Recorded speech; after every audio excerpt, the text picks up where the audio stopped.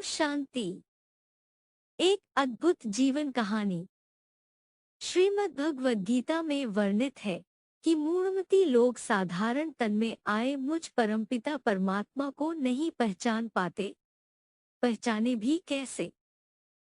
क्योंकि 5000 वर्ष के इस विशाल सृष्टि रूपी नाटक में 84 जन्म लेते लेते सभी मनुष्य आत्माएं पतित व विकारी जो बन चुकी हैं, मिट्टी के समान शरीर में मन बुद्धि को लगाते लगाते पत्थर बुद्धि बन गई हैं, मूर्छित हो गई हैं। गीता में वर्णित है कि अपने विश्व रूप का दर्शन कराने के लिए भगवान ने अर्जुन को दिव्य चक्षु प्रदान किए। यह सिर्फ एक अर्जुन की बात नहीं है और न ही भगवान ने किसी रथ पर बैठकर सिर्फ अर्जुन को संस्कृत में गीता के 18 अध्याय सुनाए थे। वास्तव में निराकार परमपिता शिव किसी मनुष्य शरीर रूपी रथ में बैठकर सभी पुरुषार्थ का अर्जन करने वाले अर्जुन रूपी आत्माओं को सृष्टि के आदि, मध्य और अंत का रहस्य समझाते हैं। वे हम सब आत्माओं के पिता हैं। उनके ज्ञान व अविनाशी सुख शांति के वर्षे पर हम सबका हक है। यह वर्षा हमें देने के लिए वे स्वयं इस धरती पर पधार चुके हैं और साधारण मनुष्य शरीर रूपी रथ में बैठकर ईश्वरीय ज्ञान व राजयोग की शिक्षा दे रहे हैं। उनका यह कार्य सन 1936-37 में पाकिस्तान के सिंध हैदराबाद शहर से प्रारंभ हुआ, जब उन्होंने दादा लेखराज नामक एक विख्यात हीरों के व्यापारी को विष्णु चतुर्भुज, नर्क की पुरानी दुनिया के विनाश और स्वर्ग की नई दुनिया की स्थापना का साक्षात्कार कराया। किंतु दादा लेखराज उन दिव्य साक्षात्कारों का अर्थ समझ न पाए। उन्होंने अपने गुरुओं से इसका अर्थ पूछा, किंतु भगवान की लीला वे क्या समझे। उन्होंने दादा लेखराज को वाराणसी के प्रकांड पंडितों से इसका समाधान पाने की सलाह दी, किंतु उन्हें वहां भी निराशा ही हाथ लगी। वहां भी उन्हें साक्षात्कार होते रहे, जिसकी तस्वीरें वे गंगा के घाटों पर बनी दीवारों पर बनाते रहते थे। जब कोई भी उनकी समस्या का समाधान न कर सका, तो उन्हें अपने कलकत्ता निवासी भागीदार की याद आई। उसकी निष्ठा, ईमानदारी और होशियारी से प्रभावित होकर ही उन्होंने उसे अपनी कलकत्ता स्थित हीरों की दुकान की जिम्मेवारी सौंपी थी। अतः दादा लेखराज कलकत्ता गए, किंतु सीधे उस भागीदार को अपने साक्षात्कारों का वर्णन करने के बजाय उन्होंने अपनी नजदीकी संबंध की माता, छोटी माता को सुनाया और छोटी माता ने दूसरी माता को सुनाया, जो बोलने, सुनने, सुनाने में सिद्धहस्त थी। बाद में जब सुनने सुनाने में सिद्धहस्त माता ने प्रजापिता, भागीदार को सुनाया, उसी समय ज्योतिर्बिंदु परमपिता परमात्मा शिव ने उसी माता और प्रजापिता, भागीदार में साथ ही साथ प्रवेश कर लिया और इस प्रकार उस सिद्धहस्त माता द्वारा साक्षात्कारों का वर्णन सुनने सुनाने की प्रक्रिया द्वारा भक्ति मार्ग की तथा भागीदार द्वारा ज्ञान समझने समझाने की प्रक्रिया द्वारा ज्ञान मार्ग की नींव पड़ गई। भगवान द्वारा साकार रूप में स्थापित यह परिवार कलकत्ते से सिंध हैदराबाद और फिर कराची में स्थानांतरित हुआ, जहां कुछ वर्ष तक शिव का साकार माध्यम बनने के बाद भागीदार तथा उन दोनों माताओं का देहावसान हो गया और धरती पर ईश्वरीय कार्य की सारी जिम्मेवारी दादा लेखराज के कंधों पर आ पड़ी, जिन्होंने भगवान का परिचय पाते ही अपना तन, मन और धन उन पर न्यौछावर कर दिया था। अतः परमपिता शिव ने विश्व परिवर्तन का कार्य दादा लेखराज, जिनका कर्तव्यवाचक नाम ब्रह्मा है, के शरीर के द्वारा जारी रखा। इस बीच यह ईश्वरीय परिवार, जो पहले ओम मंडली कहलाता था, देश के विभाजन के पश्चात राजस्थान स्थित माउंट आबू में स्थानांतरित होने पर ब्रह्मा कुमारी ईश्वरीय विश्वविद्यालय कहलाने लगा। यहाँ से भगवान द्वारा सिखलाए गए ज्ञान व राज्यों की शिक्षा का देश विदेश में प्रचार होने लगा। दादा लेखराज उर्फ ब्रह्मा के द्वारा परमपिता परमात्मा शिव ने आत्मा, परमात्मा व सृष्टि के आदि, मध्य व अंत का प्रारंभिक या बेसिक ज्ञान दिया। माउंट आबू में परमपिता शिव का यह ईश्वरीय कार्य चल ही रहा था, किंतु 18 जनवरी सन 1969 में अचानक दादा लेखराज उर्फ ब्रह्मा का देहावसान हो गया। किंतु भगवान का विश्व परिवर्तन का बेहद का कार्य तो रुक नहीं सकता। अतः ज्योतिर्बिंदु शिव ने सन 1969 में ही उक्त भागीदार के अगले जन्म वाले मुकर्रर शरीर रूपी रथ, जिनका कर्तव्यवाचक नाम शंकर प्रसिद्ध होता है, में प्रवेश किया। जीर्ण शीर्ण अति प्राचीन फर्रुखाबाद जिले का कंपिला ग्राम आज मानवता के मस्तिष्क पटल से धूमिल हो चुका है। इसे नगर का दर्जा मिलने के बाद अब तक भी नगर के चारों तरफ गंदगी ही गंदगी भरी पड़ी रहती है। गलियों में बदबूदार नालियां आम बात है। एक प्रसिद्ध तीर्थ स्थल होने के बावजूद भी कोई खास विकास यहाँ नहीं हो पाया है। पुरातात्विक विभाग वालों ने इस ग्राम के आसपास खुदाई करवाकर पुरातात्विक अवशेष प्राप्त किए हैं।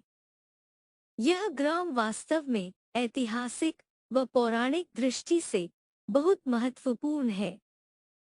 महाभारत पुराण के हिसाब से यह ग्राम पांचाल देश की राजधानी थी।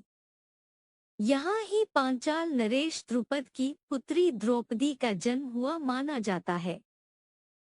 जिस ज्ञान यज्ञ कुंड से द्रौपदी का जन्म हुआ था, उसकी यादगार आज यहाँ वह द्रौपदी कुंड बना हुआ है।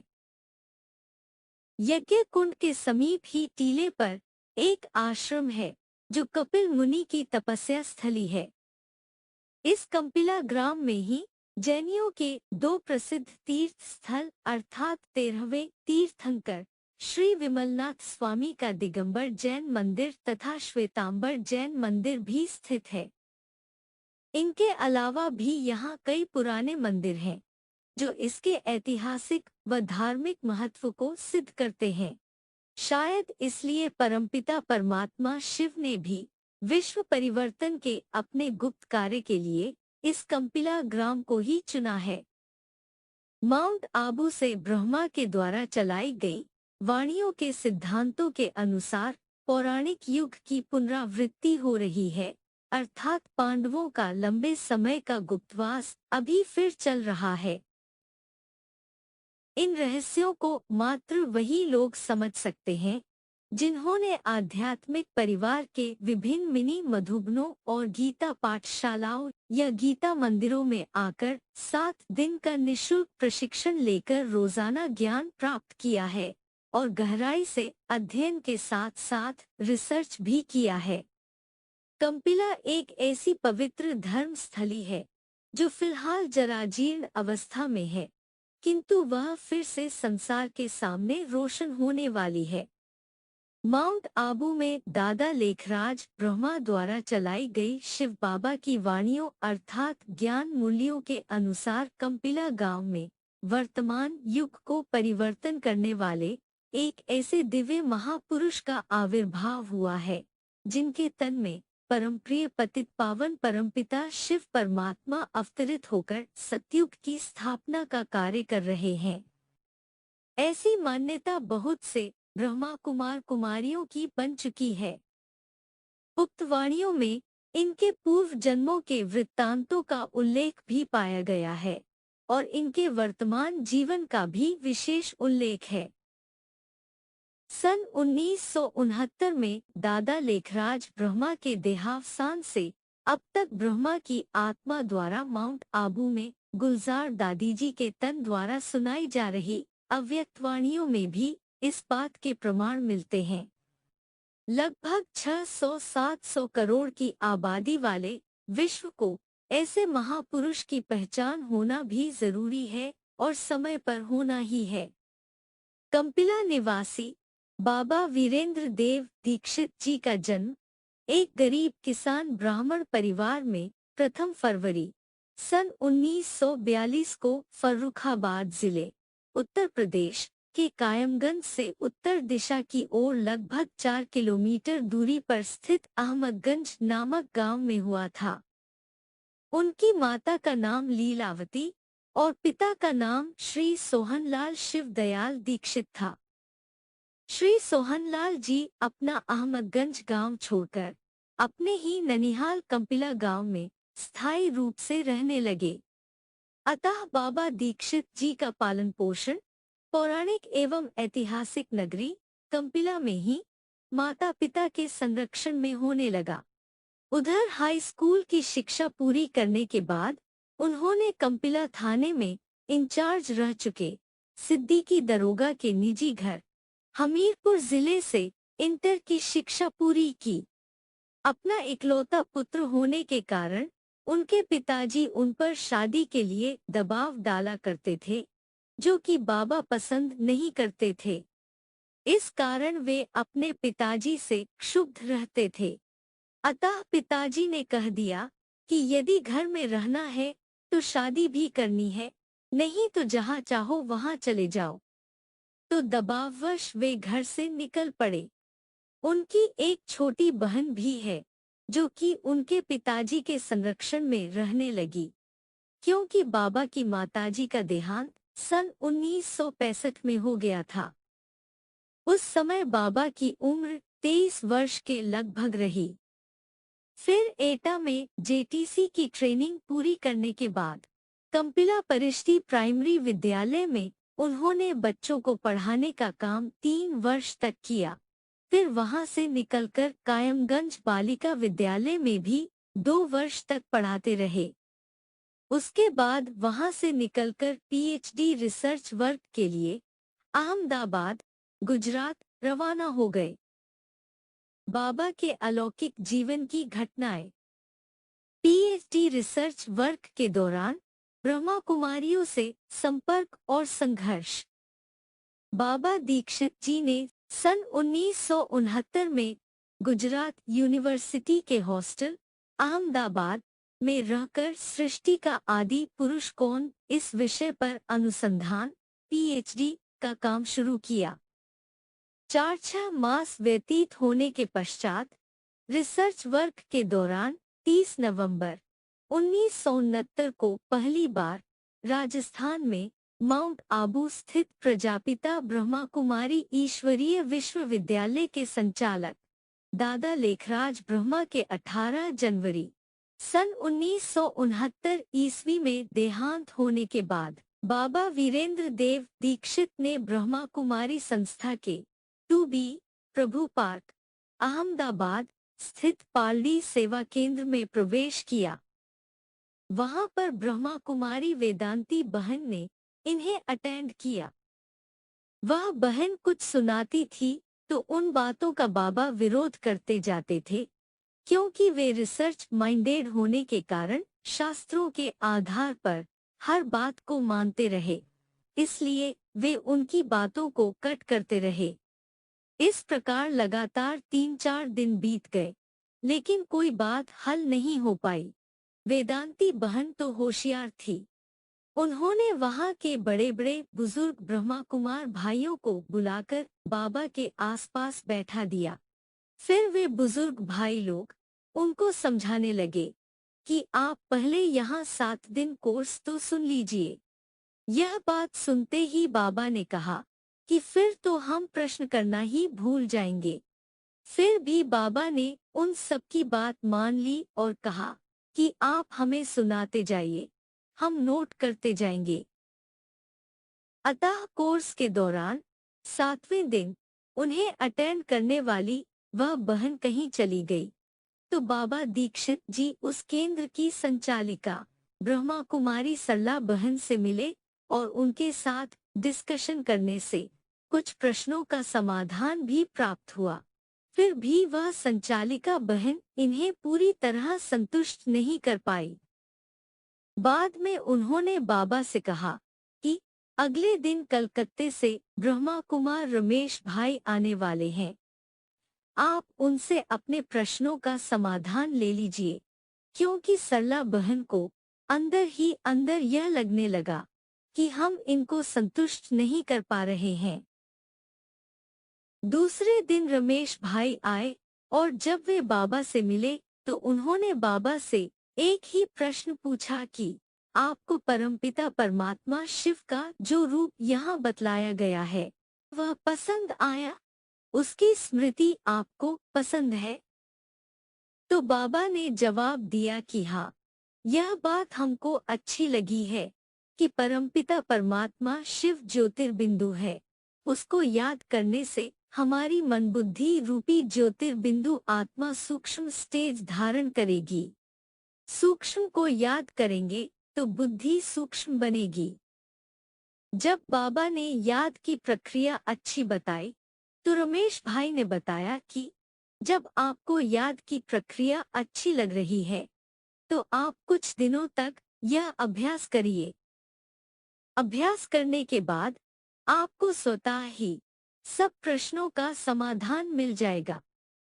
बाद में वेदांती बहन ने यह बात भी कही कि आप इसके साथ साथ शिव बाबा की वाणियां भी पढ़ते रहिए। बाबा ने उनकी दोनों बातें स्वीकार कर ली। थोड़े दिन बाद दीक्षित जी ने शास्त्रों का हवाला देते हुए कहा कि माउंट आबू में दादा लेखराज ब्रह्मा के मुख द्वारा शिव बाबा ने जो कुछ सुनाया वह बिल्कुल शास्त्रों के अनुकूल है। बाबा दीक्षित जी ने गीता की एक संक्षिप्त टीका भी लिखी है जो ब्रह्मा बाबा की माउंट आबू से चलाई गई मूल्यों के अनुकूल है।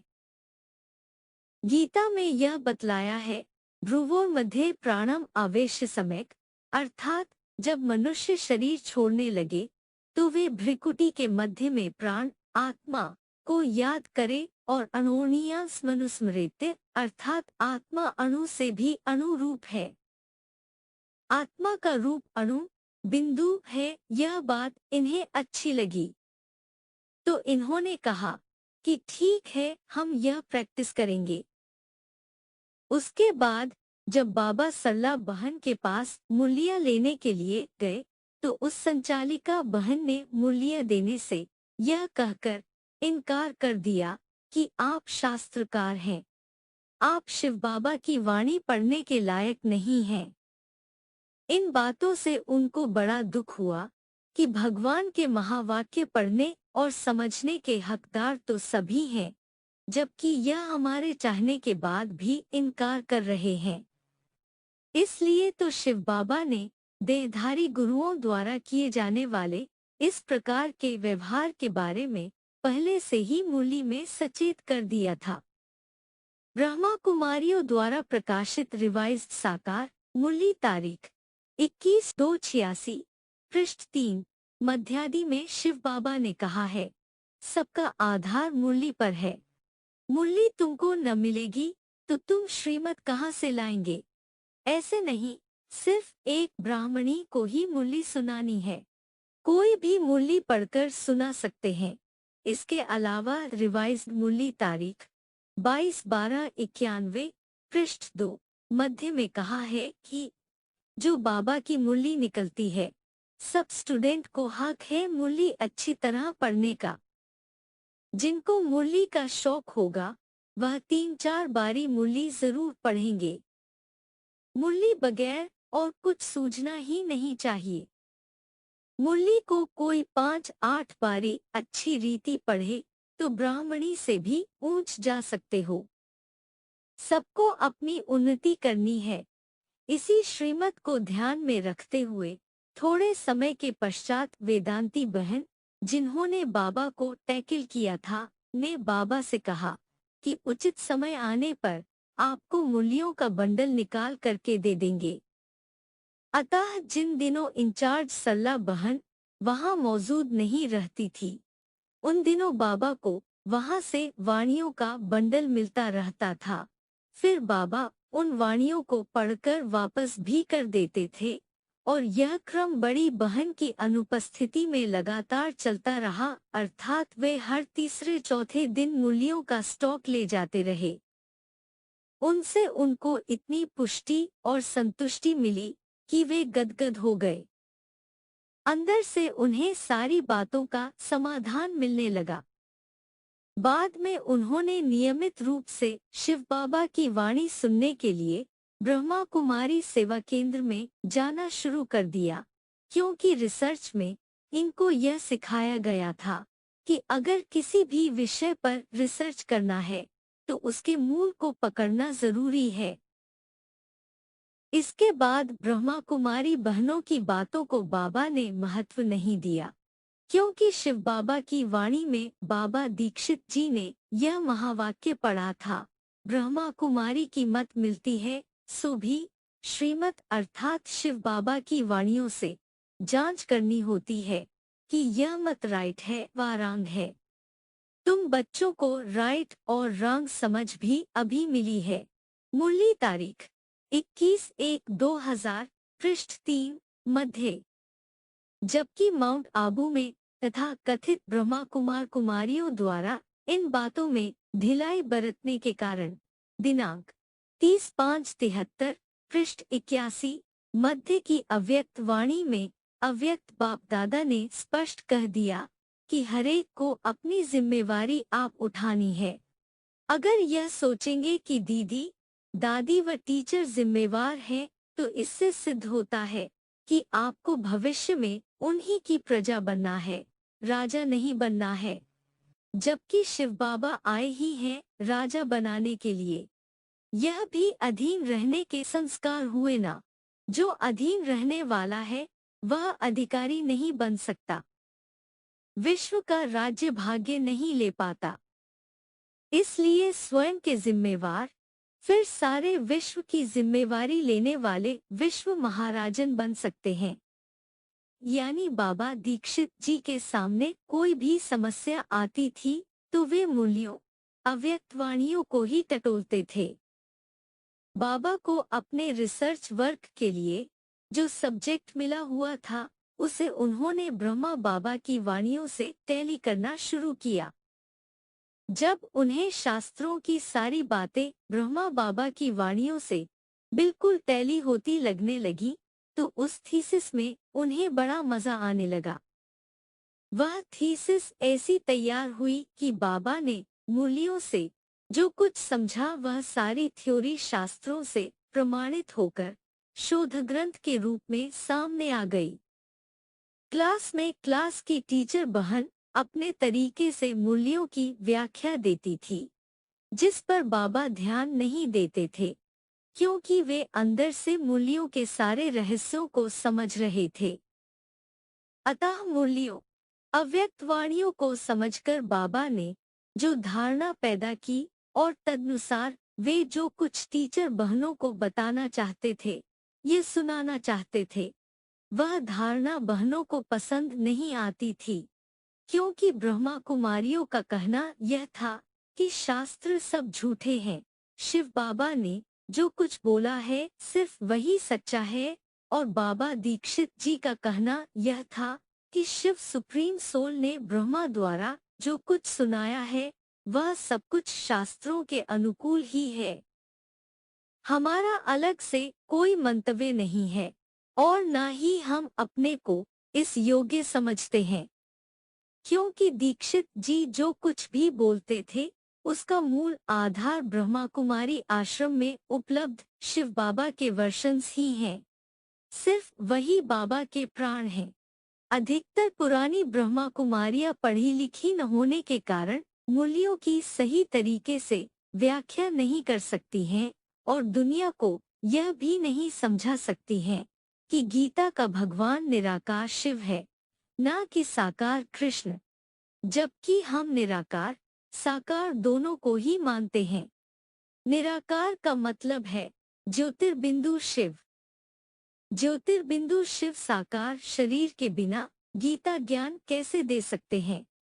तो वह ज्योतिर्बिंदु शिव राम कृष्ण की आत्माओं के वर्तमान संगम युगी शरीरों अर्थात शंकर या ब्रह्मा में अलग अलग समय पर प्रवेश करते हैं। राम कृष्ण की आत्माएं तो साधारण रूप में इसी दुनिया में कहीं ना कहीं हमारी आपकी तरह गिरी हुई अवस्था में मौजूद हैं। पतित विकारी अवस्था में होने के कारण उनमें क्रमशः सुप्रीम सोल शिव प्रवेश करके गीता का ज्ञान सुनाते हैं। वास्तव में दादा लेखराज ब्रह्मा ही कृष्ण की आत्मा है। हे कृष्ण नारायण वासुदेवा। नारायण को पौराणिक परंपरा में सतयुग का राजा माना गया है। तो नारायण, वासुदेव और कृष्ण एक के ही अलग अलग नाम हैं। वह सतयुग का राजा तो बाद में बनता है। वास्तव में पूर्व जन्म में माना संगमयुग में वह ब्रह्मा था। ब्रह्मा को दाढ़ी मूछ दिखाई जाती है। दाढ़ी मूछ पतित मनुष्यों को होती है, इसलिए ब्रह्मा की पूजा नहीं होती, मंदिर भी नहीं बनते। परमपिता शिव ब्रह्मा में प्रवेश करके जो मुरलियां चलाते हैं, उनकी टीचर के रूप में व्याख्या से ही सारे जगत का कल्याण होता है। लेकिन अगर उसके सही अर्थ को समझा जाए तो अन्यथा नहीं। यही कारण है कि ब्रह्मा कुमारियों का बाबा दीक्षित जी के साथ मतभेद पैदा हो गया। इसलिए उन्होंने उन्हें भाषण करने, क्लास समझाने व प्रदर्शनी समझाने के लिए कभी मौका नहीं दिया। लगभग सन 1974 तक यह सिलसिला चलता रहा। बाबा दीक्षित जी उनको यथासंभव सहयोग देते रहे। ईश्वरीय सेवा में ज्यादातर उन्हें लिटरेचर बेचने का काम ही सौंपा गया। कभी कभी सेंटर के लिए स्टेशन से वे पार्सल छुड़ा कर लाने तथा पार्सल बुकिंग करने के लिए भी जाते थे। उन दिनों कभी कभी क्लर्क को पैसा भी देना पड़ता था, तो वे भले लेट कर लेते थे, लेकिन रिश्वत के बतौर क्लर्क को कभी पैसा नहीं देते थे। बाबा के लेट आने के कारण केंद्र की संचालिका बहन नाराज हो जाया करती थी और उनको यह कहा करती थी कि तुम किसी भी काम में टाइम वेस्ट बहुत करते हो। ऐसे ही एक बार इस पर जब तक बाबा दीक्षित जी उस बहन को कुछ बोले तब तक वह दूसरे भाई का मिसाल देकर कहने लगी कि देखो वह भाई कितनी जल्दी काम करके लाता है। यह बात सुनते ही बाबा दीक्षित जी को रोना सा आ गया और उन्होंने कहा कि हम क्या करें बताइए। जिस भ्रष्टाचार से बचने के लिए हम बार बार नौकरियां छोड़ छोड़ करके बैठे हैं और आप हमें उसी बात के लिए दबाव डाल रही हैं। इस काम के लिए ना तो हम आपसे पैसा मांग सकते हैं और ना ही हमारे पास इतना पैसा है। ये सब बातें सुनने के बावजूद भी उस संचालिका बहन ने उनको कहा कि अच्छा ठीक है, तुमको जैसे हम बताते हैं वैसे करो। यदि नहीं चाहते हो तो आश्रम में सेवा मत करो। तो बाबा दीक्षित जी मंदिरों में जा जाकर सेवा करने लगे। सुबह को क्लास अटेंड करना और रिसर्च से जो टाइम बचता था उसमें मंदिरों में जाकर भाई बहनों की सेवा करने लगे, जिसमें सेंटर के भी स्टूडेंट्स मंदिर में आकर बाबा के साथ क्लास करने लगे। वे लोग बाबा को अपने घर बुलाने लगे। उनमें से एक मनु भाई, जो कि बाद में अहमदाबाद छोड़कर अमेरिका चले गए थे, ने उनको अपने घर ले जाकर क्लास शुरू करवा दिया। शाम को बाबा मनु भाई के घर में शिव बाबा की मुरली पढ़ते थे और उसकी व्याख्या जैसा वे समझते थे वैसा देने लगे। यह बात जब सेंटर की बहनों को पता चली तो वे बहुत नाराज होने लगीं, क्योंकि उनके अंदर गलत धारणा बैठ गई कि यह तो हमारे स्टूडेंट्स को तोड़ रहा है और अपनी कमाई करना शुरू कर दिया है, जबकि ऐसी कोई बात नहीं थी। ब्रह्मा कुमारियां विरोध करती रहीं, तो 6 महीने तक यह सिलसिला चलता रहा। बीके क्लास में तो बाबा जाते ही रहते थे।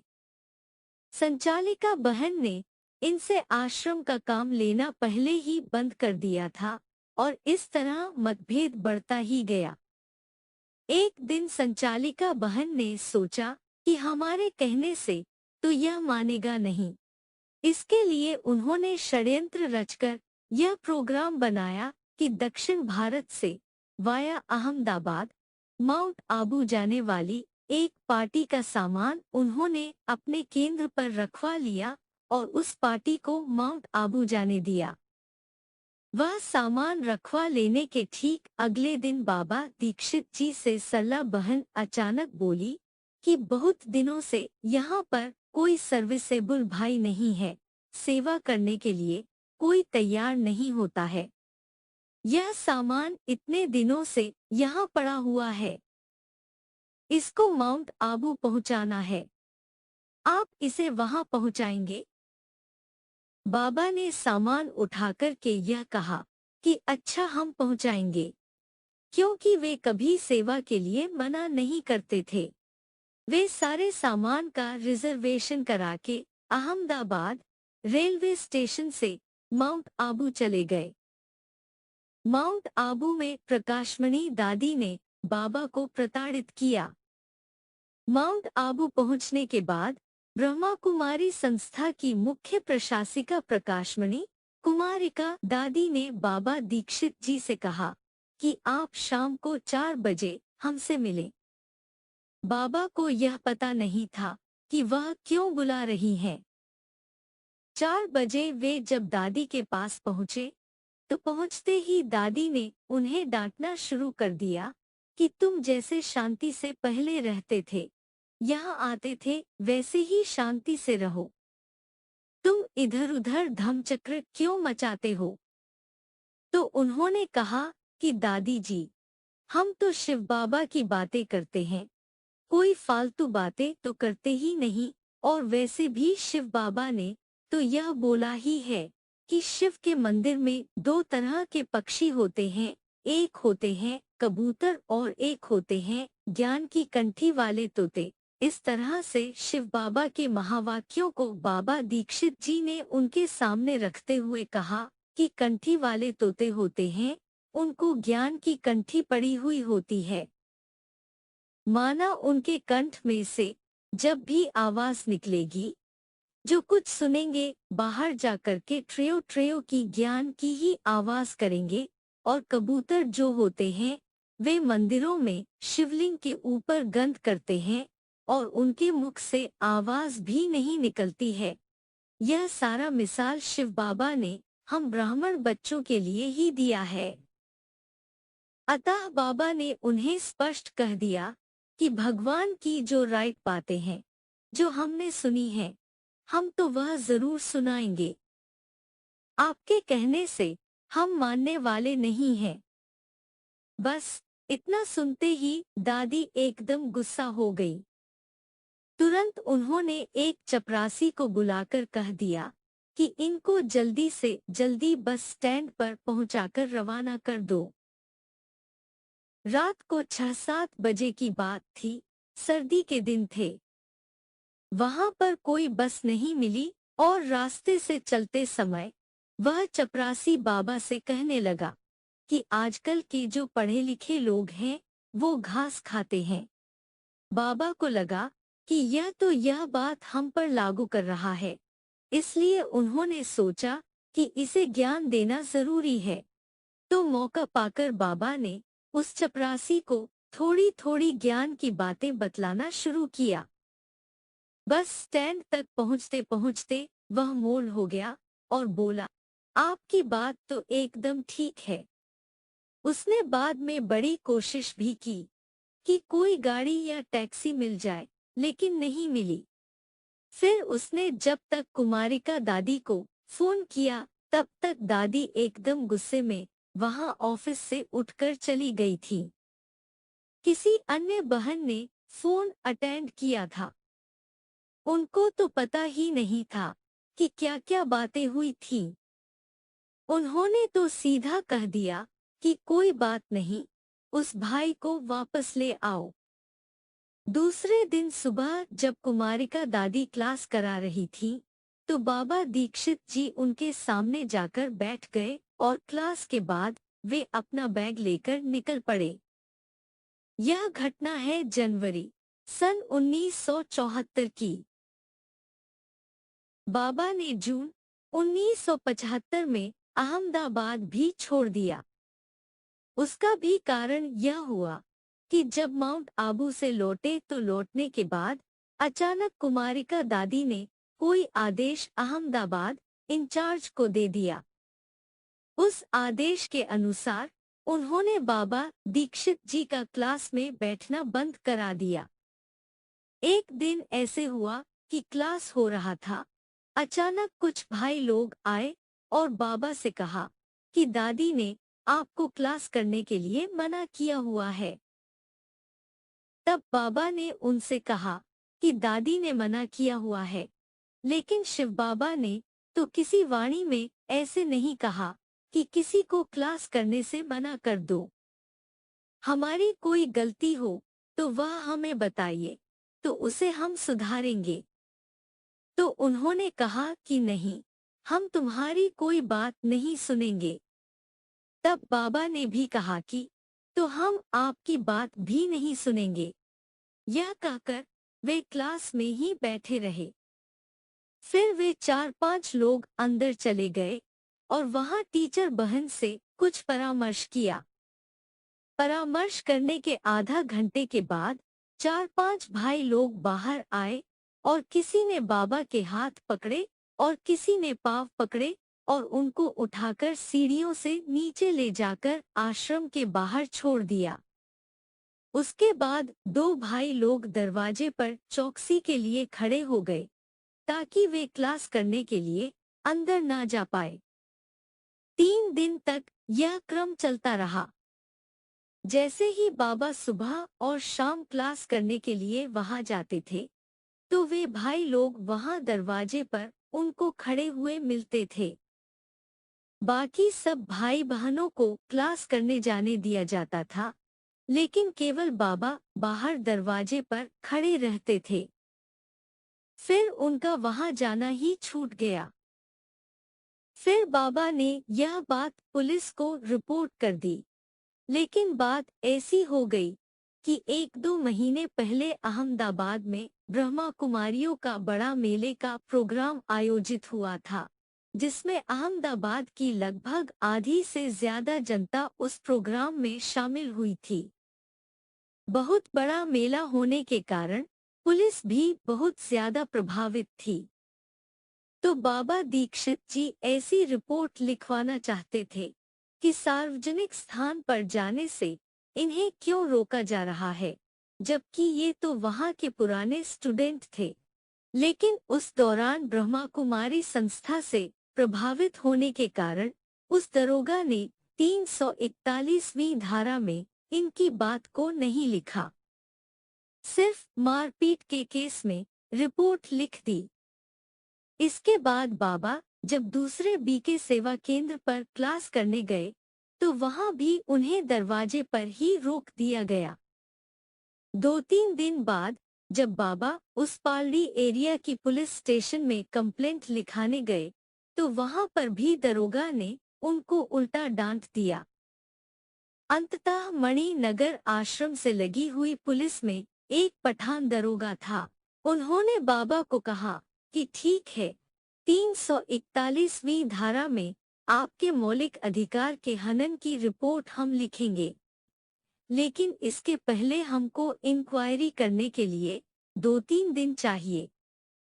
फिर उन्होंने ब्रह्मा कुमारियों को पुलिस स्टेशन पर बुलाना शुरू कर दिया। बस इससे ब्रह्मा कुमारियों में हड़कंप फैल गया। शीघ्र ही उन्होंने संस्था के नियमों के विरुद्ध अपने अपने स्थानीय सेंटर्स के गेट पर यह झूठा बोर्ड टांगना शुरू कर दिया कि यह सार्वजनिक संस्था नहीं है और बिना आज्ञा के प्रवेश करना वर्जित है। यह बोर्ड अहमदाबाद के तत्कालीन तीनों सेवा केंद्रों में लगा दिया गया। बोर्ड पढ़कर वह दरोगा भी मुगालते में पड़ गया। फिर बाबा वकील से जाकर मिले, तो उन्होंने कहा कि यहाँ की पुलिस आपका साथ नहीं देगी। यहाँ आपको कोई गवाह भी नहीं मिलने वाला है। आपके पास पैसा भी नहीं है, वजीफा, स्कॉलरशिप भी आपका बंद हो चुका है। इसलिए आप अपने गांव चले जाइए और वहां यथासंभव जनता की सेवा कीजिए। फिर बाबा दीक्षित जी सन 1975 में 33 वर्ष की उम्र में अहमदाबाद छोड़कर कंपिला गांव में अपने घर वापस लौट गए। विश्व कल्याण के नशे में कंपिला से दिल्ली राजधानी की ओर बाबा की रवानगी। उधर घर में भी गांव के कुछ लोगों ने उनके पिताजी सोहनलाल दीक्षित जी को यह कहकर मतिभ्रम कर दिया था कि आपका लड़का ब्रह्मा कुमारियों में फंस गया है। उन लोगों की बातों के प्रभाव में आकर पिताजी ने बाबा की एक भी बात नहीं सुनी। इनके घर का बाहर का जो कमरा था वह भी बाबा को देने से इनकार कर दिया। इसी बीच में बाबा ने शिव बाबा की मुरली से एक महावाक्य पकड़ लिया कि आवाज दिल्ली से निकलेगा। तुरंत ही वे कंपिला गांव छोड़कर दिल्ली चले गए और दिल्ली पहुंचते ही उनको सफलता मिल गई।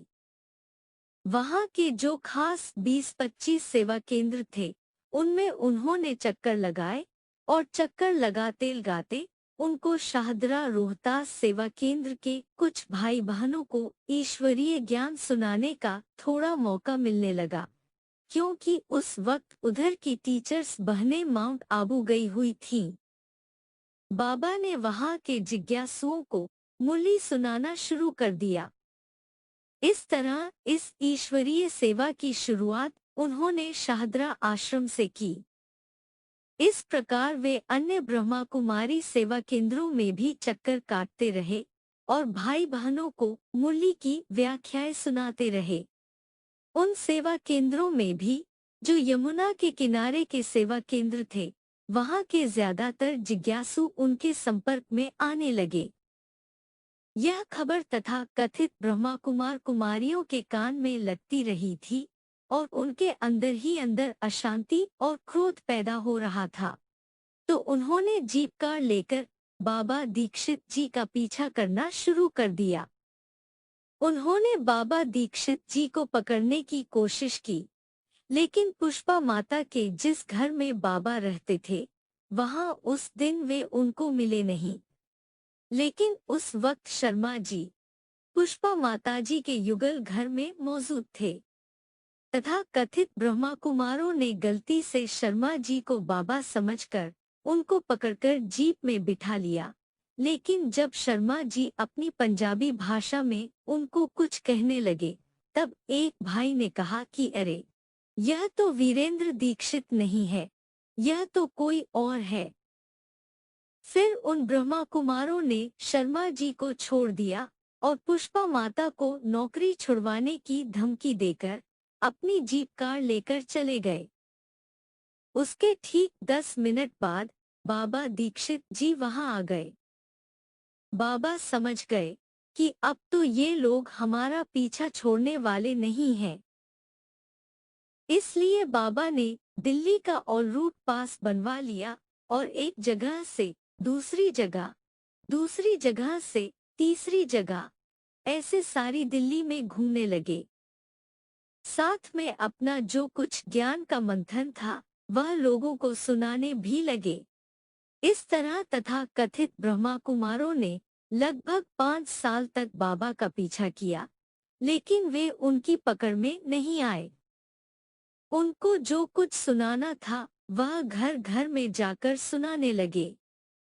बाबा दीक्षित जी से ऐसे ज्ञान सुनते सुनते सन 1976 तक जो लोग उनके सहयोगी बने थे उनमें B.K. रवीश कुमार सक्सेना जो दिल्ली में भारत सरकार वित्त मंत्रालय में काम करते थे और B.K. अशोक पाहूजा शामिल थे जो CID पुलिस में काम करते थे और बाद में किरण बेदी द्वारा सस्पेंड हो गए, फिर नौकरी भी छूट गई। ये लोग बाबा के सक्रिय सहयोगी बन गए और शुरुआत में इन्होंने बाबा का लिटरेचर भी छपवाया। ब्रह्मा कुमारी आश्रमों में पोस्ट भी कर दिया। इस वजह से ब्रह्मा कुमारी आश्रमों में अच्छी तरह हलचल फैल गई थी। लेकिन जो बहनें उस समय बाबा के कनेक्शन में आने लगी, उनमें एक ब्रह्मा कुमारी प्रेमकांता बहन थी, जो बाबा दीक्षित जी की ज्यादा सहयोगी बनी और सन 1978 आते आते वह अपने माँ बाप से स्वीकृति लेकर बाबा के साथ रहने भी लगी। इसी दौरान भाई बहनों के सहयोग से आर के पुरम, दिल्ली में एडवांस पार्टी का एक सेवा केंद्र खुल गया। बाबा और वह बहन वहां रहने लगे। प्रेमकांता बहन एक प्राइवेट कंपनी में नौकरी कर रही थी। अतः साथ में रहने और सहयोगी बनने के दौरान बाबा दीक्षित जी ने उनसे कहा कि आप नौकरी छोड़ दीजिए। आप चिंता मत कीजिए कि खर्चा कहाँ से चलेगा, इसके लिए हम जिम्मेवार हैं। लेकिन उनको बाबा की इस बात पर विश्वास नहीं हुआ। उन्होंने कहा कि हम नौकरी नहीं छोड़ेंगे, नौकरी के पैसे से हम आपको सहयोग करेंगे।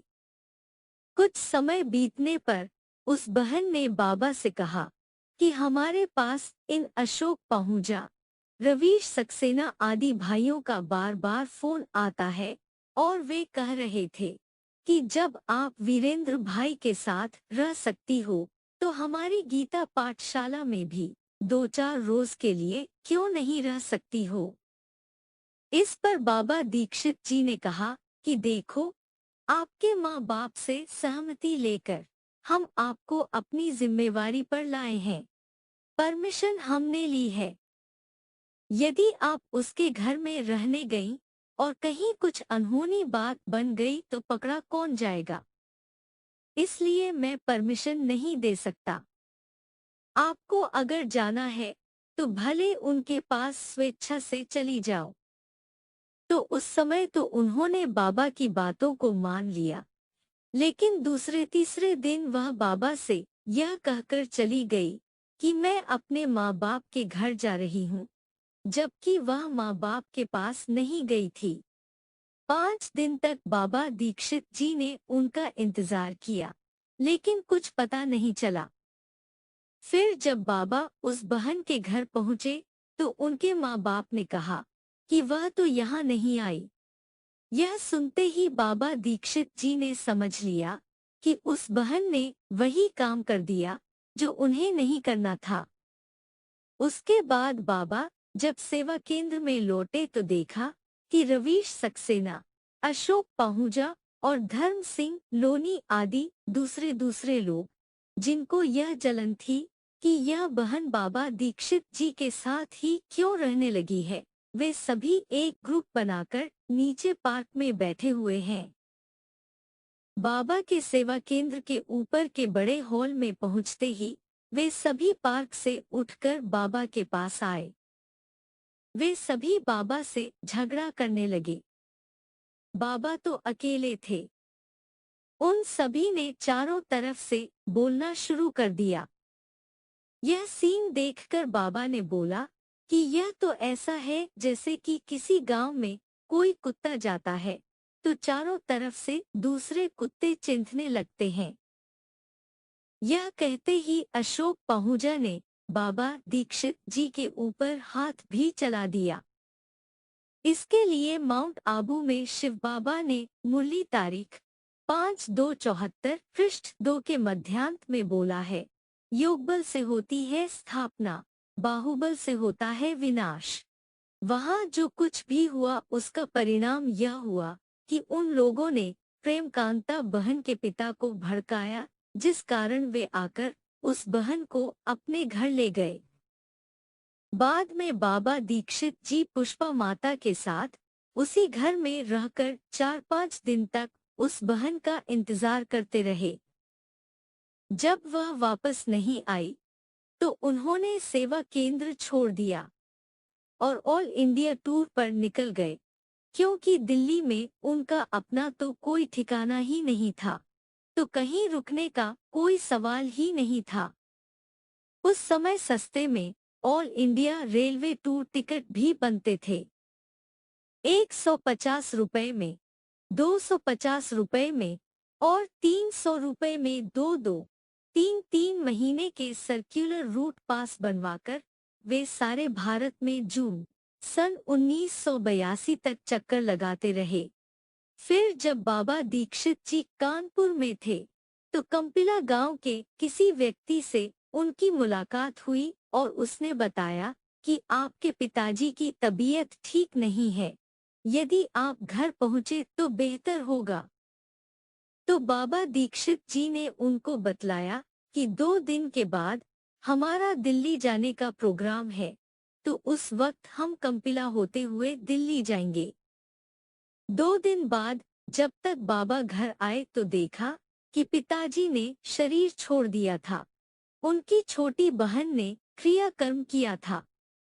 इसके बाद सन 1982 में बाबा अपने पैतृक गांव कंपिला के अपने ही घर में स्थायी हो गए, क्योंकि इन्हें तो 3 पैर पृथ्वी चाहिए थी।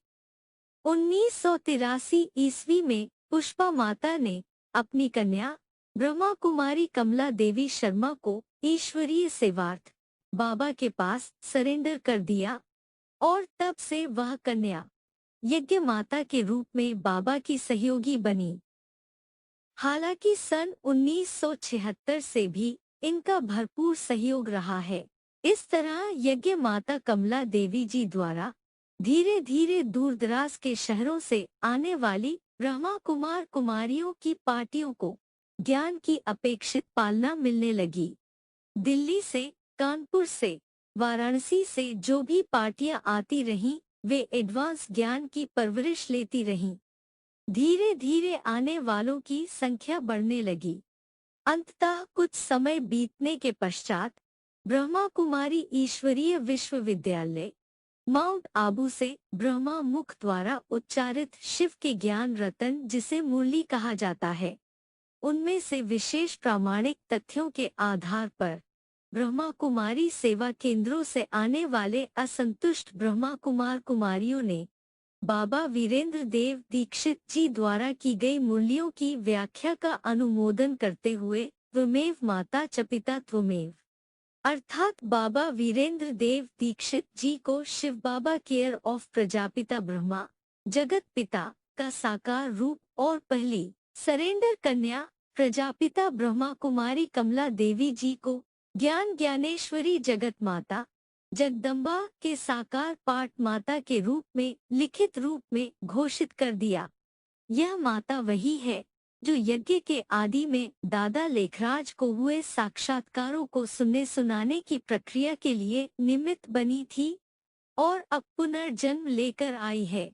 समय आने पर विशेष रूप से ब्रह्मा कुमार कुमारियां और आम सारी दुनिया इन बातों की सच्चाई को मान ही लेगी। रवीश सक्सेना भाई, अशोक पाहुजा भाई और प्रेम कांता बहन का पुनः कई बार कंपिला में आने और विरोधी बन जाने का सिलसिला। लगभग सन 1984-85 में रवीश भाई अपनी गलतियों का पश्चाताप करते हुए पुनः कंपिला स्थित आध्यात्मिक ईश्वरीय विश्वविद्यालय में आए। उन्होंने यहाँ की सारी बातें फिर से समझ करके दक्षिण भारत में जाकर बाबा का संदेश दिया और सन 89-90 तक आते आते एक ही वर्ष में दक्षिण भारत तथा अन्य क्षेत्रों से 9 ब्रह्मा कुमारियां अपने अपने सेंटर छोड़कर यहाँ बाबा वीरेंद्र देव दीक्षित जी और माता कमला देवी जी की देखरेख में समर्पित हो गईं। जो सरेंडर हुई थी उनमें से कई तो ऐसी भी थी जो वहां बी के आश्रमों की इंचार्ज थी। अतः उनका ब्रह्मा कुमारी आश्रम छोड़ जाना ब्रह्मा कुमारी संस्था को बहुत बुरा लगा, क्योंकि उनमें से कुछ तो माउंट आबू में सरेंडर होने वाली थी। तो एक तरह से ब्रह्मा कुमारियों के बीच में हड़कंप मच गया और उन द्वारा सक्रिय विरोध होने लगा। इसी बीच रवीश भाई की बुद्धि पुनः घूम गई। फिर वे तीसरी बार सन 93-94 में कंपिल सेवा केंद्र में आए। 2-4 दिन रहकर फिर चले गए। अशोक भाई और प्रेम कांता बहन अलग अलग समय पर 86-87 में दूसरी बार कंपिल सेवा केंद्र में ग्रुप के साथ आए थे। उसके बाद वे फिर विरोधी बन गए। कुछ वर्ष बीतने के पश्चात 95-96 में उन्होंने दिल्ली सेवा केंद्र में आकर फिर से 7 दिन का प्रशिक्षण लिया था। माफीनामा भी लिखा और सारी बातें समझ कर चले गए। लेकिन सन 1997 आते आते वे पुनः विरोधी बन गए। इसके पहले अशोक भाई ने लंदन के एक परिवार ब्रह्मा कुमार तेजपाल सिंह और उनकी युगल बिंदी माता को अच्छी तरह से बरगला करके उनकी सारी जायदाद बिकवा कर सन 1987 में उन्हें अपने पास सरेंडर करवा लिया था। उनका लंदन से धंधा धूरी छुड़वा करके दिल्ली मॉडल टाउन में उनको लाकर कई लाख की संपत्ति अपने कब्जे में कर ली। उन लंदन वालों के पास क्रेन और जीप कार थी, बैंक बैलेंस भी था। वह सब उन्होंने अपनी मुट्ठी में करके मॉडल टाउन में सिर्फ 6 महीने के लिए एक सेवा केंद्र भी खोल दिया। पूरी संपत्ति हड़प ली और बिंदी माता को अपने कब्जे में भी कर लिया और जाली दस्तखत करके बहुत सी संपत्ति अपने नाम पर करा ली। फिर उल्टा उन्हीं पर 420 का मुकदमा भी ठोक दिया। उन पर आतंकवादी होने का इल्जाम भी लगाया गया। जब तेजपाल भाई के ऊपर 420 का केस कर दिया तो वे बेचारे घबराकर लंदन वापस चले गए और उन्होंने केस की जिम्मेवारी अपने पिताजी धर्म सिंह जी को सौंप दी। उसी दौरान धर्म सिंह जी उस कोर्ट केस में सहयोग लेने के लिए कंपिला में बाबा के पास आए, परंतु बाबा के पास तो सिर्फ ज्ञान की ही मदद है जो वे सुना पाते हैं। बाबा यह भी जानते थे कि अशोक भाई से लड़ने से कोई फायदा नहीं होगा, क्योंकि वह दुनियावी हथकंडों में बहुत तीखा था। तत्पश्चात तेजपाल सिंह का पूरा परिवार कंपिल सेवा केंद्र से जुड़ गया। पूर्व साजिश के अनुसार कंपिल सेवा केंद्र तथा आसपास में एक ही रात में कई निराली चोरियां। सन 1986-87 में 50,000 की समूची संपत्ति सेवा केंद्र से चोरी हो गई। उस संपत्ति में मुख्य हिस्सा तो प्रेमकांता बहन के जेवर थे, जो कि उन्होंने दिल्ली में समर्पित होने के दौरान बाबा के पास सौंप दिए थे। वह चोरी भी इस एरिया की एक निराली किस्म की चोरी थी, जो कंपिला क्षेत्र में पहले कभी नहीं हुई। दैनिक जागरण आदि अखबारों में भी उस चोरी का हवाला छपा था। चोरी होने के 20-25 दिन पहले कंपिला थाने के पुलिस का एक ड्राइवर सेवा केंद्र में ज्ञान लेने अर्थ आने लगा था। वह ज्ञान बहुत कम सुनता था, लेकिन सेवा केंद्र के अंदर घुसकर सेवा केंद्र देखने के लिए वह ज्यादा लालायित रहता था। बाबा ने समझ लिया कि इसको ज्ञान सुनने में उतनी रुचि नहीं है, परंतु किसी तरह से उसने 6-7 दिन ज्ञान सुना। कई बार उसने सेवा केंद्र वालों से कहा भी था कि हमको अंदर दिखा दो, तो सेवा केंद्र के एक सहयोगी सियाराम भाई ने उस पुलिस ड्राइवर को अंदर दिखा भी दिया था। ठीक उसके थोड़े दिनों के बाद सेवा केंद्र में चोरी हो गई। उस समय ऊपर की बिल्डिंग नहीं बनी थी। बाद में सन 91-92 में उस पुराने सेवा केंद्र की ऊपर की बिल्डिंग भी तैयार हुई, जो कि बाबा और सेवा केंद्र के सहयोगियों ने अपने ही हाथों से बनाई थी। बाहर से कोई मजदूर नहीं लिया गया था।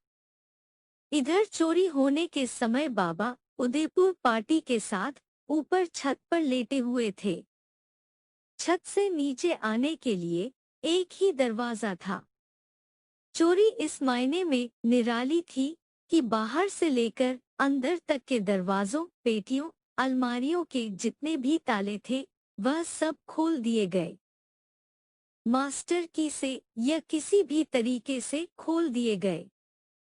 उसी रात सेवा केंद्र के आसपास उसी सड़क पर 4 और चोरियां भी हुई थीं। उस रात में सारा समय बिजली भी गुम रही। दूसरे दिन जब चोरी लिखवाने के लिए बाबा कंपिला थाने गए तो उधर के दरोगा ने रिपोर्ट लिखने में आनाकानी की।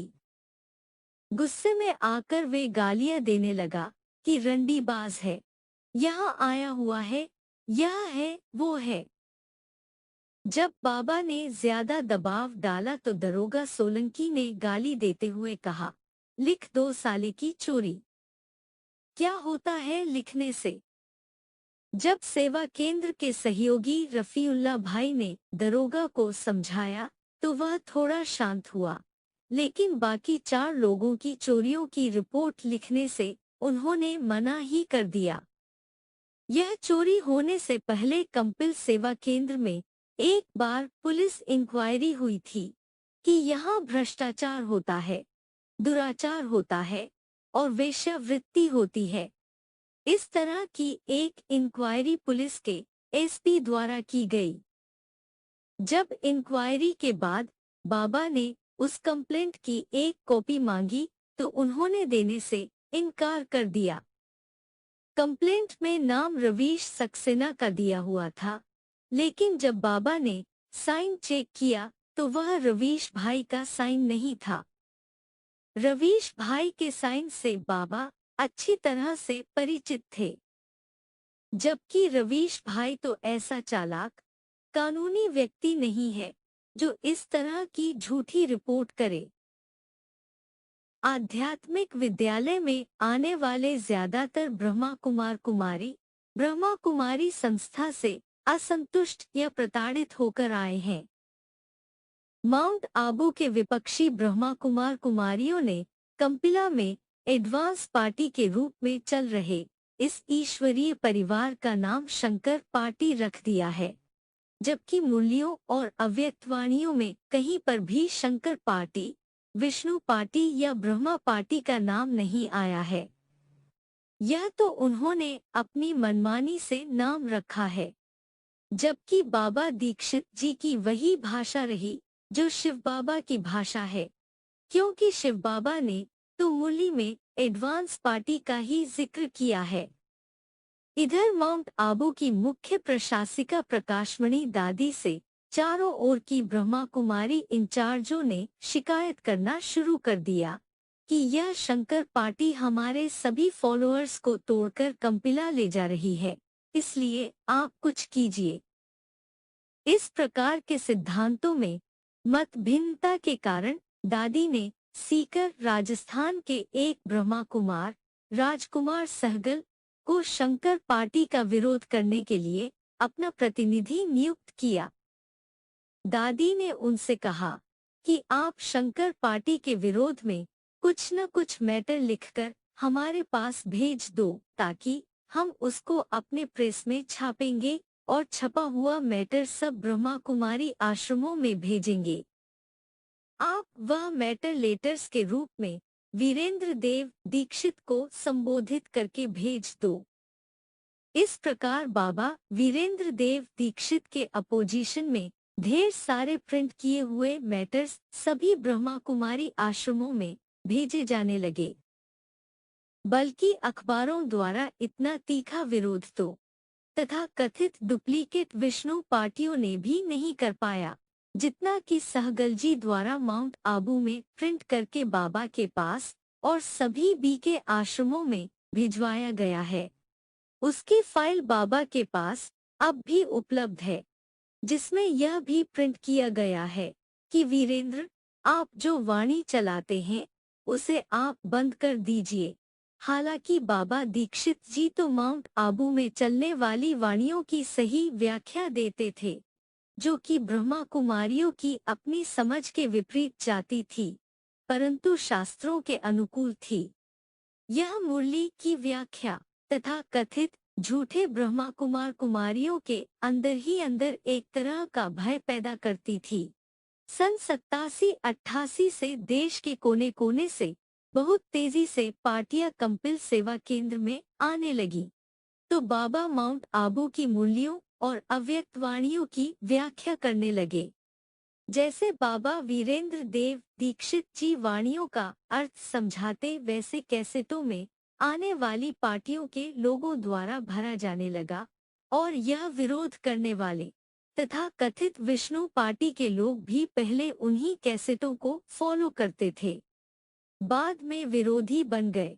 माउंट आबू से संबंधित आश्रमों के संचालकों ने यह कहना शुरू कर दिया कि आध्यात्मिक ईश्वरीय विश्वविद्यालय कंपिला से उनका कोई कनेक्शन नहीं है, जबकि उन्हीं के द्वारा छपाई गई दिनांक 2/8/72 पृष्ठ 349 अव्यक्त वाणी के मध्य में बाप दादा ने कहा हुआ है, एडवांस पार्टी का कार्य चल रहा है, आप लोगों के लिए सारी फील्ड तैयार करेंगे।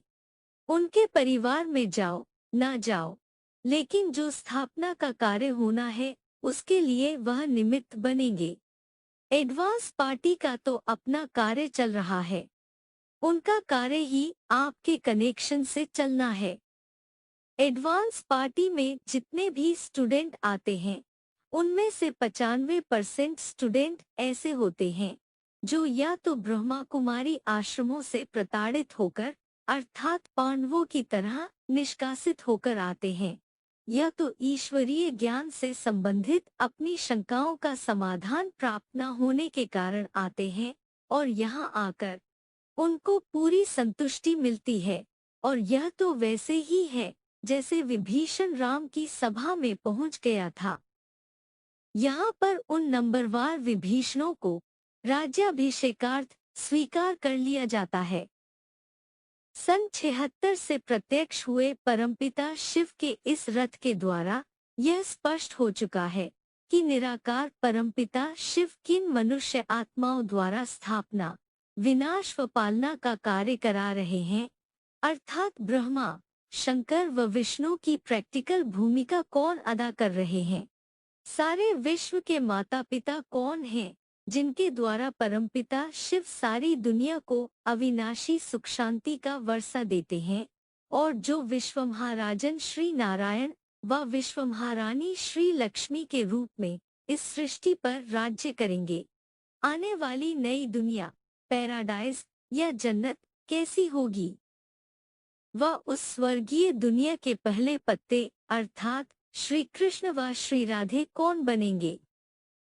इस प्रकार एडवांस ज्ञान में हमें यह भी बताया गया है कि किस प्रकार 5000 वर्ष के इस सृष्टि रूपी नाटक की शूटिंग या रिहर्सल इस संगम युग में होती है। इस मनुष्य सृष्टि के बीज कौन है? संगम युग में कैसे सभी धर्मों की बीजरूप व आधारभूत आत्माएं परमपिता शिव से असली ज्ञान लेती हैं तथा द्वापर युग से अपना अपना धर्म स्थापन करती हैं। मनुष्य आत्माएं अधिक से अधिक 84 जन्म कैसे लेती हैं तथा इन जन्मों में उनके उत्थान व पतन की नींव संगम युग में कैसे रखी जाती है। उस शास्त्रीय ज्ञान से भी ऊंचे राजयोग अर्थात राजाओं का राजा बनाने की शिक्षा, शक्ति व मार्गदर्शन स्वयं परमपिता परमात्मा शिव अब सम्मुख दे रहे हैं। परमपिता परमात्मा शिव का इस धरती पर आने का मुख्य लक्ष्य ही यह है, विश्व धर्मों की सभी देव आत्माओं को एक सूत्र में बांधकर प्रायः लोप हुए आदि सनातन देवी देवता धर्म की स्थापना करना अर्थात मनुष्य से देवता बनाना। नर ऐसे कर्म करे जो नर अर्जुन से नारायण बने और नारी द्रौपदी ऐसे कर्म करे जो लक्ष्मी बने। इस लक्ष्य को प्राप्त करने के लिए दो साधन हैं, ईश्वरीय ज्ञान व राजयोग। इस ज्ञान का निःशुल्क एडवांस प्रशिक्षण तात्कालिक कंपिला स्थित मिनी मधुबन द्वारा दिया जाता है तथा भारतवर्ष में फैले इसके विभिन्न अंतर्राज्यीय आध्यात्मिक परिवारों तथा गीता पाठशालाओं द्वारा भी दिया जाता है। मुरली उसे कहते हैं जो दादा लेखराज ब्रह्मा के मुख द्वारा सुप्रीम सोल शिव ने उच्चारी है। दादा लेखराज ब्रह्मा की आत्मा शरीर छोड़ने के बाद ब्रह्मा कुमारी हृदय मोहिनी गुलजार दादी में प्रवेश करके जो कुछ भी बोलती है वह अव्यक्त वाणी है। मुरली हमारा पद्य है और अव्यक्त वाणी गद्य है। इनको ही श्रीमत कहा जाता है। यहाँ श्रीमत के आधार पर ही सारी बातें समझाई जाती हैं। देश विदेश के ब्रह्मा कुमारी आश्रमों से जो ब्रह्मा कुमार कुमारी आते हैं, जिन्होंने मुरली अव्यक्त वाणी को मान्यता दी है, मुखवंशावली ब्राह्मण बने हैं, वही इन बातों को समझ सकते हैं। बाकी देहधारियों के प्रभाव में चलने वाले कुखवंशावली ब्राह्मणों के लिए यह ज्ञान समझ पाना बहुत मुश्किल है। यहाँ पर सुनाए जाने वाले तथ्य वे हैं जो गीता में पढ़े जाते हैं। जैसे गीता में एक श्लोक है, गुह्यात गुहितरम ज्ञानम, अर्थात मैं गुहिते गुहे राज सुनाता हूँ। माना सुप्रीम सोल शिव द्वारा दादा लेखराज ब्रह्मा के माध्यम से माउंट आबू में जो ज्ञान सुनाया गया वह गुह्य ज्ञान तो था, लेकिन शिव बाबा द्वारा सुप्रीम टीचर के रूप में उस गुह्य ज्ञान का भी अनोखा स्पष्टीकरण यहाँ कंपिला में बाबा वीरेंद्र देव दीक्षित जी द्वारा अब दिया जा रहा है। इसलिए बिना कोई प्रदर्शनी, मेला, सम्मेलन, कॉन्फ्रेंस आदि एडवर्टाइजमेंट किए तथा कथित ब्रह्मा कुमार कुमारियां स्वतः ही अपने अपने सेंटर्स छोड़कर कंपिला आ रहे हैं और यहाँ से जो ब्रह्मा कुमार कुमारियां एडवांस कोर्स समझ कर जाते हैं, उनके ऊपर बीके सेंटर्स के सरपरस्त शंकर पार्टी का लेबल लगाकर उनको सार्वजनिक कहे जाने वाले अपने सेंटर्स से तुरंत ही निष्कासित कर देते हैं। यहाँ तक कि उनसे बात भी नहीं करते हैं और कभी कभी धक्के मारकर भी निकाल देते हैं या बाहुबल का प्रयोग करते हैं। शिव बाबा ने मुरली में इन धक्का खाए ब्रह्मा कुमारों की पहचान देश निकाला पाए महाभारत प्रसिद्ध पांडवों के रूप में दी है, जिन्होंने लंबे समय तक राजा ध्रुपद की नगरी कांपिल्य नगर में गुप्तवास किया था। आध्यात्मिक ईश्वरीय विश्वविद्यालय कंपिला का संचालन सिर्फ श्रीमत के आधार पर ही होता है। यह कोई संस्था नहीं है। यह तो एक बहुत बड़ा ईश्वरीय अलौकिक ब्राह्मण परिवार है, घर गृहस्थ आश्रम है।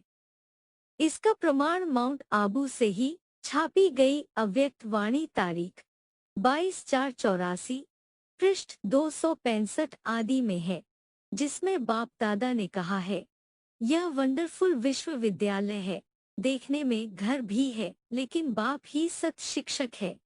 घर भी है और विद्यालय भी है।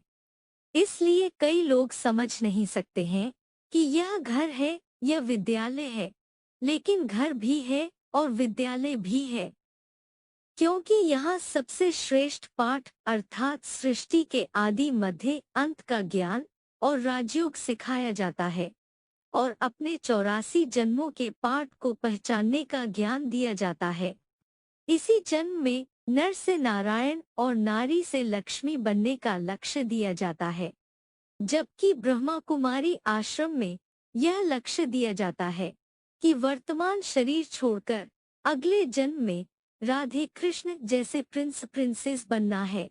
इसके अलावा मुरली में यह भी बताया गया कि यह घर का घर भी है और यूनिवर्सिटी भी है।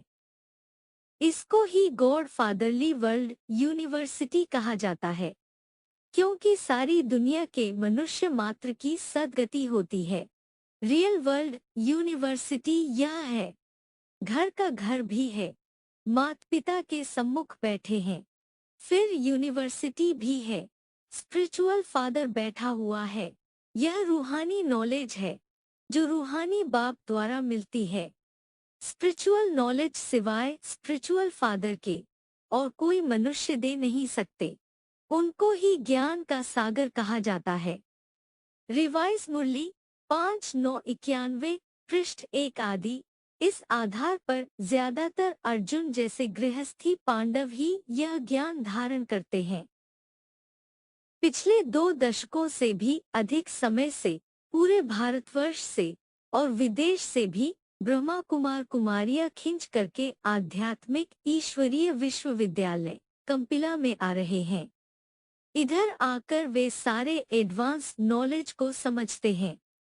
7 दिन तक सेवा केंद्र में रहकर रात दिन अखंड शिविर भट्टी करने का प्रावधान है। ब्रह्मा कुमारी संस्था द्वारा प्रकाशित ज्ञान मूल्यों और अव्यक्त वाणियों में दिए गए इशारों के आधार पर यहाँ आने वाले सभी ब्रह्मा कुमार कुमारी स्वेच्छा से नोटरी स्टाम्प पेपर पर एफिडेविट में निश्चय पत्र लिख कर देते आए हैं कि यह हमारे जगत पिता है और यह हमारी जगत माता है। इस प्रकार यह राजयोग भट्टी करने और निश्चय पत्र देने वालों को प्रजापिता ब्रह्मा कुमार कुमारी पीबीके कहते हैं। अपनी स्वेच्छा से यह निश्चय पत्र लिखकर देने के बावजूद भी कई पुराने पीबीकेस इस ईश्वरीय परिवार को छोड़कर चले गए हैं और कुछ भूतपूर्व पीबीकेस ने या उनके फॉलोअर्स ने उनको विष्णु घोषित भी कर दिया है, जिनमें अहमदाबाद के दशरथ पटेल भाई, मुंबई के सतीश मेहता भाई, हैदराबाद के नागराज भाई, बेंगलोर के वत्सला वेंकटेश इत्यादि के नाम उल्लेखनीय हैं।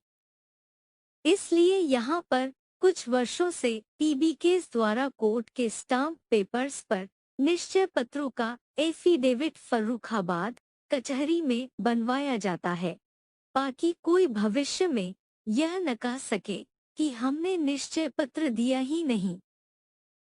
माउंट आबू में चली रिवाइज मुरली 24/3/92 पृष्ठ 3 अंत में शिव बाबा ने बोला भी है कि तुम्हारा परमपिता परमात्मा के साथ क्या संबंध है। जब तक इस बात का एक्यूरेट जवाब नहीं लिखकर दे तब तक बाबा का मिलना ही फालतू है।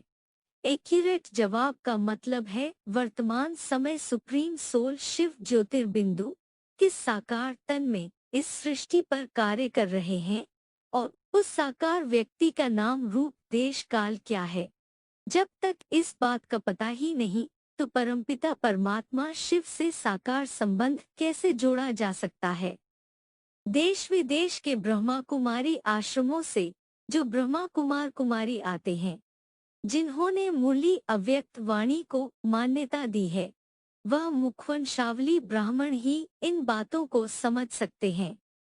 बाकी देहधारियों के प्रभाव में चलने वाले कुखवंशावली ब्राह्मणों के लिए यह ज्ञान समझ पाना बहुत मुश्किल है। अव्यक्त वाणी तारीख 18/1/7 पृष्ठ 5 मध्य में अव्यक्त बाप दादा ने स्पष्ट कहा हुआ है कि मुरली से प्यार अर्थात मुरलीधर से प्यार। कोई कहे मुरलीधर से तो प्यार है, लेकिन मुरली कभी कभी सुन लेते हैं। बाप दादा कहते हैं, बाप दादा उसका प्यार प्यार नहीं समझते हैं। प्यार निभाना अलग है, प्यार करना अलग है। जिसको मुरली से प्यार है वह है प्यार निभाने वाले, और मुरली से प्यार नहीं तो प्यार करने वालों की लिस्ट में है, निभाने वाले नहीं। मुरली अव्यक्त वाणी पॉइंट्स। जीवन कहानी में नाम बदल दिया है। शिव बाप के बदले बच्चे कृष्ण का नाम डाल दिया है। मुरली तारीख 14/7/89 पृष्ठ 2 अंत 3 आदि। शिव के कितने ढेर पुजारी हैं। पूजा करते हैं फिर मुख से कह देते वह तो पत्थर भीतर में है, कण कण में है। क्या यह जीवन कहानी ठहरी। मुरली तारीख 4/9/99 पृष्ठ 1 मध्य। ऐसे पत्थर बुद्धि बन जाते हैं जो जिनकी पूजा करते हैं उनकी जीवन कहानी को भी नहीं जानते। बच्चे बाप का जीवन न जाने तो वर्षा कैसे मिले। अभी तुम बच्चे बाप के जीवन को जानते हो। मुरली तारीख 1/11/2000 पृष्ठ 2। तुम रामचंद्र की भी जीवन कहानी बता सकते हो। मुरली तारीख 11/2/99 पृष्ठ 4 अंत। बाप आते भी हैं मगध देश में, जो कि बहुत गिरा हुआ देश है, बहुत पतित है, खानपान भी गंदा है। मुरली तारीख 4/9/99 पृष्ठ 3 मध्य। दिल्ली में राजधानी बननी है और यूपी में यादगार बनने हैं। यूपी को धर्म युद्ध का खेल दिखाना चाहिए। अव्यक्त वाणी तारीख 24/12/79, पृष्ठ 145 अंत 146 मध्य। ब्रह्मा बाप के प्रत्यक्ष होने की भूमि कलकत्ता है। जहाँ से आदि हुई वहाँ समाप्ति भी हो। अव्यक्त वाणी तारीख 18/1/5, पृष्ठ 69 मध्य। नोट: प्रजापिता ब्रह्मा कुमारी ईश्वरीय विश्वविद्यालय का नाम बदलकर आध्यात्मिक ईश्वरीय विश्वविद्यालय नाम डालने के लिए माउंट आबू से चलाई गई शिव बाबा की मुरली तारीख 20/3/74, पृष्ठ 4 अंत और 19/2/2000, पृष्ठ 1 में स्पष्ट आदेश इस प्रकार है। गॉड फादर को स्पिरिचुअल नॉलेजफुल कहा जाता है, तो तुम स्पिरिचुअल यूनिवर्सिटी नाम लिखेंगे। इसमें कोई एतराज नहीं उठावेंगे। फिर बोर्ड में भी वह प्रजापिता ब्रह्मा कुमारी अक्षर हटाकर यह स्पिरिचुअल यूनिवर्सिटी लिख देंगे। ट्राई करके देखो, लिखो गॉड फादरली स्पिरिचुअल यूनिवर्सिटी। इनकी एम ऑब्जेक्ट यह है। दिन प्रतिदिन तुम्हारे म्यूजियम चित्रों आदि में भी चेंज होती जाएगी। फिर सब सेंटर्स पर लिखना पड़ेगा God fatherly spiritual university. Om Shanti.